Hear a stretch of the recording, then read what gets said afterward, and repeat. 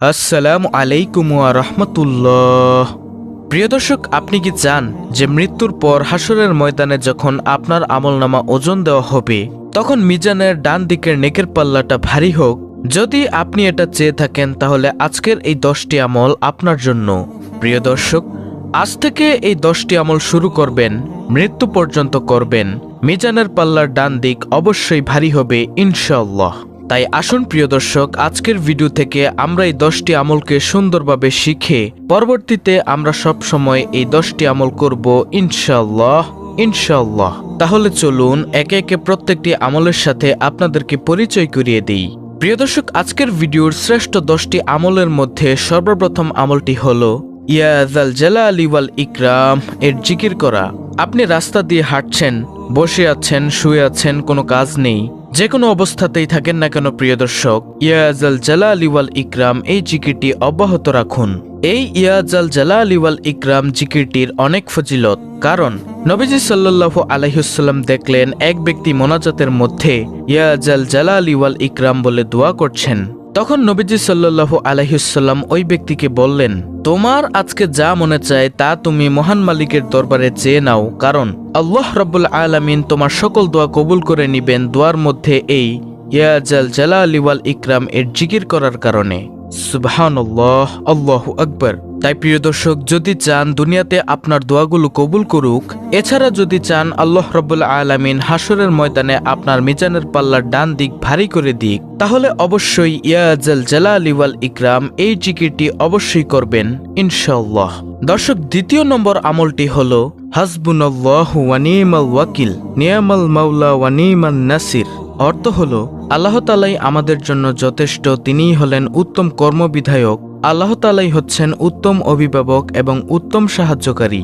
এই পবিত্র কোরআনুল কারীমের 2টি আয়াতকে সব সময় পাঠ করবেন, বিশেষ করে প্রত্যেক ফরজ সালাতের পর, যেমন ফজরের 2 রাকাত ফরজ, জোহরের 4 রাকাত ফরজ, আসরের 4 রাকাত ফরজ, মাগরিবের 3 রাকাত ফরজ ও এশার 4 রাকাত ফরজ সালাতের পর কমপক্ষে 3 বার বলবেন হাসবুনাল্লাহু ওয়া নি'মাল ওয়াকিল, নি'মাল মাওলা ওয়া নি'মান নাসির ইনশাআল্লাহ।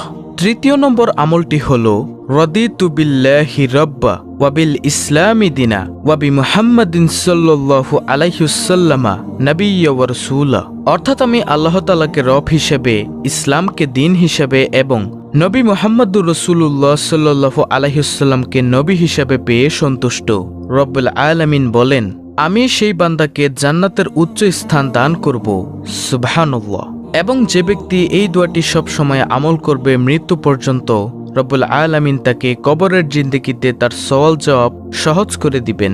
আল্লাহু আকবার। প্রিয় দর্শক, চতুর্থ নম্বর যে আমলটি সেটি হলো প্রত্যেক ফরজ সালাতের পর আয়াতুল কুরসি পাঠ করা। আয়াতুল কুরসি হলো সূরাতুল বাকারার 255 নং আয়াত। এই আয়াতটি প্রত্যেক ফরজ সালাতের পর পাঠ করবেন ইনশাআল্লাহ। নবীজি সাল্লাল্লাহু আলাইহি ওয়াসাল্লাম বলেন, যে ব্যক্তি প্রত্যেক ফরজ সালাতের পর আয়াতুল কুরসি পাঠ করবে সে জান্নাতে চলে যাবে। কেন সে জান্নাতে যেতে পারে না? একমাত্র কারণ হলো সে মৃত্যুবরণ করেনি, এজন্যই সে জান্নাতে যেতে পারে না। যখন সে মৃত্যুবরণ করবে সাথে সাথেই সে ব্যক্তি জান্নাতে চলে যাবে। সুবহানাল্লাহ, আল্লাহু আকবার। প্রিয় দর্শক, আজকের ভিডিওর 10টি আমলের মধ্যে 5ম নম্বর আমলটি হলো সুবহানাল্লাহি ওয়া বিহামদিহি সুবহানাল্লাহিল আজিম। আবু হুরায়রা রাদিয়াল্লাহু তাআলা আনহু থেকে বর্ণিত হাদিসে রাসূল সাল্লাল্লাহু আলাইহি ওয়াসাল্লাম বলেন, 2টি বাক্য এমন রয়েছে যা বলা সহজ, আমলের পাল্লায় অনেক ভারী, আর আল্লাহর কাছেও অধিক পছন্দনীয়। সেটি হলো সুবহানাল্লাহি ওয়া বিহামদিহি সুবহানাল্লাহিল আজিম। প্রিয় দর্শক, মানুষের এখন নানা ধরনের ব্যস্ততা, কাজের ভিড়ে নিয়মিত নফল ইবাদত করা হয়তো অনেকের সম্ভব হয় না, কিন্তু যে কোনো মুহূর্তে আল্লাহর প্রশংসায় তার জিকির করা অনেক সহজ। এতে কোনো সময়ক্ষেপণ হয় না, কাজেও ব্যাঘাত সৃষ্টি করে না। তাই সহজ আমল হিসেবে অত্যন্ত উপরোক্ত বাক্য 2টি নিয়মিত পড়তে পারি। এতে অজ্ঞাতে ঘটে যাওয়া আমাদের বিভিন্ন গুনাহ আল্লাহ তাআলা মাফ করে দিবেন। তাই প্রিয় দর্শক, সব সময় পাঠ করুন সুবহানাল্লাহি ওয়া বিহামদিহি সুবহানাল্লাহিল আজিম। এটি আপনার মিজানের পাল্লাকে অনেক ভারী করে দিবে ইনশাআল্লাহ। 6ঠ নম্বর আমলটি হলো লা হাওলা ওয়ালা কুওয়াতা ইল্লা বিল্লাহ। লা হাওলা ওয়ালা কুওয়াতা ইল্লা বিল্লাহ হলো জান্নাতের গুপ্তধন সমূহের মধ্যে একটি গুপ্তধন। আব্দুল্লাহ ইবনে আমর রাদিয়াল্লাহু তাআলা আনহু বর্ণনা করেন, রাসূলুল্লাহ সাল্লাল্লাহু আলাইহি ওয়াসাল্লাম বলেছেন, পৃথিবীর বুকে যে ব্যক্তি বলে লা ইলাহা ইল্লাল্লাহু ওয়াল্লাহু আকবার ওয়ালা হাওলা ওয়ালা কুওয়াতা ইল্লা বিল্লাহ, তার অপরাধগুলো ক্ষমা করে দেওয়া হয় যদিও তা সাগরের ফেনারাশির মতো পরিমাণ হয়। সুবহানাল্লাহ। এর অর্থ হলো আল্লাহ তাআলা ছাড়া কোনো উপাস্য নেই, আল্লাহ সুমহান, আল্লাহর সাহায্য ছাড়া পাপ মুক্তির কোনো পথ নেই, আল্লাহর সাহায্য ছাড়া ইবাদতের কোনো শক্তি নেই। এটি একটি গুরুত্বপূর্ণ বাক্য। এর ফজিলত ও সওয়াব অনেক বেশি।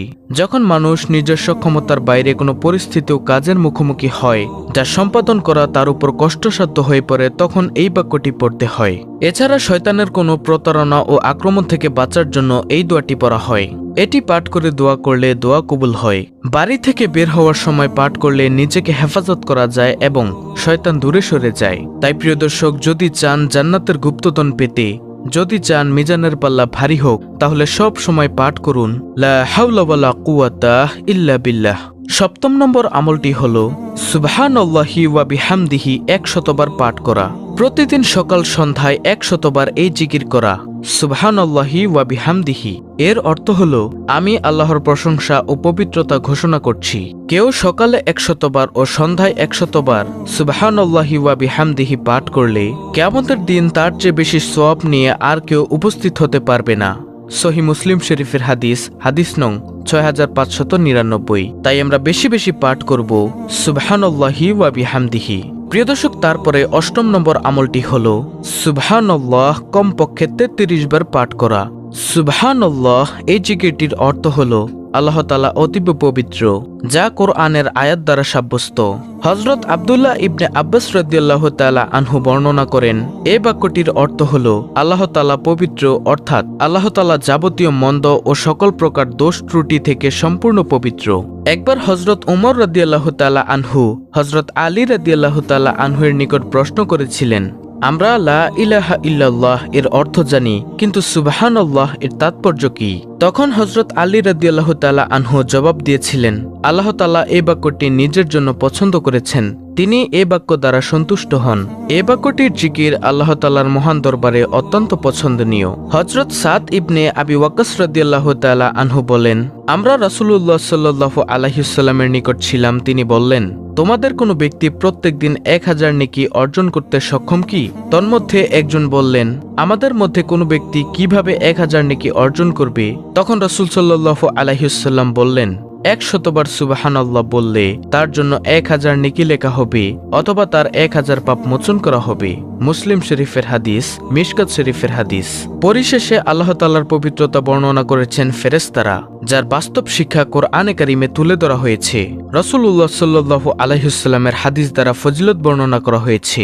সুতরাং প্রিয় দর্শক, অনেক ছোট বাক্য সুবহানাল্লাহ এর জিকির অত্যন্ত জরুরি। আল্লাহ তাআলা মুসলিম উম্মাহকে সকাল সন্ধ্যায় এই জিকির করার তৌফিক দান করুন, আমিন। তাই প্রিয় দর্শক, যদি চান মিজানের পাল্লা ভারী হোক, তাহলে সব সময় পাঠ করুন সুবহানাল্লাহ। 9 নম্বর আমলটি হলো আলহামদুলিল্লাহ এর জিকির করা।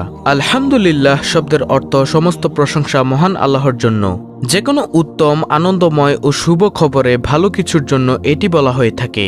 পছন্দনীয় কিছু দেখলে বা শুনলে আলহামদুলিল্লাহ বলতে হয়। হাদিসে আছে, আল্লাহর মহত্ব বর্ণনা ও প্রশংসার জন্য আলহামদুলিল্লাহর চেয়ে উত্তম বাক্য আর নেই। তিরমিজি। হাদিসে আলহামদুলিল্লাহকে সবচেয়ে উত্তম দোয়া বলা হয়েছে। মহানবী সাল্লাল্লাহু আলাইহি ওয়াসাল্লাম বলেছেন, সর্বোত্তম ফজিলতপূর্ণ বাক্য লা ইলাহা ইল্লাল্লাহ এবং সর্বোত্তম দোয়া আলহামদুলিল্লাহ। তিরমিজি। মহানবী সাল্লাল্লাহু আলাইহি ওয়াসাল্লাম আরও বলেছেন, আলহামদুলিল্লাহ আমলের পাল্লাকে পূর্ণ করে দেয়, আর সুবহানাল্লাহ ও আলহামদুলিল্লাহ শব্দ দুটি আসমান ও জমিনের খালি জায়গা পূর্ণ করে দেয়। মুসলিম। প্রিয় দর্শক, আজকের ভিডিওর সর্বশেষ 10 নম্বর আমলটি হলো নবীজি সাল্লাল্লাহু আলাইহি ওয়াসাল্লামের উপর যে কোনো দুরূদ পাঠ করা। আপনি যে কোনো দুরূদ পড়তে পারেন, যেমন দুরূদে ইব্রাহিম, যেটা আমরা নামাজের মধ্যে পাঠ করে থাকি, অথবা সবচেয়ে ছোট দুরূদ সাল্লাল্লাহু আলাইহি ওয়াসাল্লাম। রাসূল সাল্লাল্লাহু আলাইহি ওয়াসাল্লামের নাম শুনলে দুরূদ পড়া তার প্রতি ভালোবাসার নিদর্শন। রাব্বে করিম রাসূলের প্রতি দুরূদ পাঠের নির্দেশ দিয়ে পবিত্র কোরআনে ইরশাদ করেছেন, নিশ্চয়ই আল্লাহ নবীর প্রতি রহমত নাজিল করেন এবং তার ফেরেশতারাও নবীর জন্য রহমতের দোয়া করে। হে মুমিনরা, তোমরাও নবীর প্রতি রহমতের দোয়া করো এবং তাকে যথাযথভাবে সালাম জানাও। সূরা আহজাব আয়াত নম্বর 56। অন্য হাদিসে রাসূল সাল্লাল্লাহু আলাইহি ওয়াসাল্লাম ইরশাদ করেছেন, যে ব্যক্তি আমার প্রতি একবার দুরূদ পাঠ করে আল্লাহ তাআলা তার প্রতি 10 বার রহমত বর্ষণ করেন, তার 10টি পাপ ক্ষমা করে দেন এবং তার মর্যাদা 10 গুণ বৃদ্ধি করে দেন। নাসাই শরীফের হাদিস। রাসূলের প্রতি দুরূদ পাঠকারী ব্যক্তি কিয়ামতের দিন রাসূলের কাছেই থাকবে। এ সম্পর্কে হযরত আব্দুল্লাহ ইবনে মাসউদ রাদিয়াল্লাহু তাআলা আনহু থেকে বর্ণিত হয়েছে, তিনি বলেন, রাসূল সাল্লাল্লাহু আলাইহি ওয়াসাল্লাম ইরশাদ করেছেন, কিয়ামত দিবসের লোকদের মধ্যে ওই ব্যক্তি আমার অধিক নিকটতম হবে যে ব্যক্তি তাদের মধ্যে আমার প্রতি বেশি বেশি দুরূদ পাঠ করবে। তিরমিজি। তো প্রিয় দর্শক, এই হলো মিজানের পাল্লা ভারী করার মোট 10টি আমল। আল্লাহ রাব্বুল আলামিন আমাদের সকলকে মিজানের পাল্লা ভারী করার এই 10টি আমল করার তৌফিক দান করুন। আমিন।